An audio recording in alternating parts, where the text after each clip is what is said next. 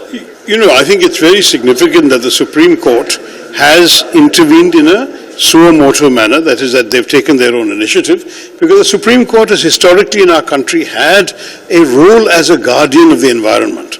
To my mind, this is something we should welcome. But beyond that, when a matter is sub judice, it would not be appropriate for any politician to comment on the merits of the matter. I think the Supreme Court, taking heed of the environmental concerns of the public, which have been widely expressed, is a very healthy development, and we welcome it. On the outcome, we have to wait for their consideration. The case questions India's view of environment as an economic burden. How do you see that? No, listen, the environment and development tension is an old cliche.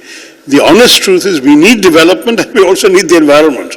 It's what we call, when I was at the UN, we came up with the phrase sustainable development.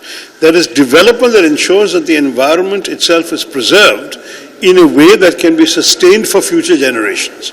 So yes, you need the factory, you need the jobs, etc., but you don't need the pollution coming out of the factory. So you need to create something that is environmentally friendly, but that generates both the economic growth, the items required, and the jobs for the workers. This is the kind of sustainable development that is the goal of every country today. And we must also head in that direction. When it comes to mining, there are obvious needs for mining in many parts of the country.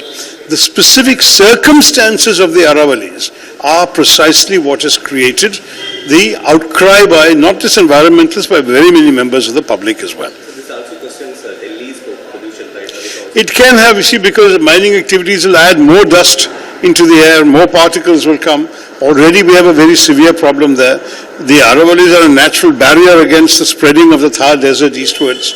So given all of these considerations, there are some very, very specific reasons why people are not in favor of mining in the Aravallis. But let the Supreme Court look. I am not, as a Supreme Court judge, I can't presume to rule on the substance.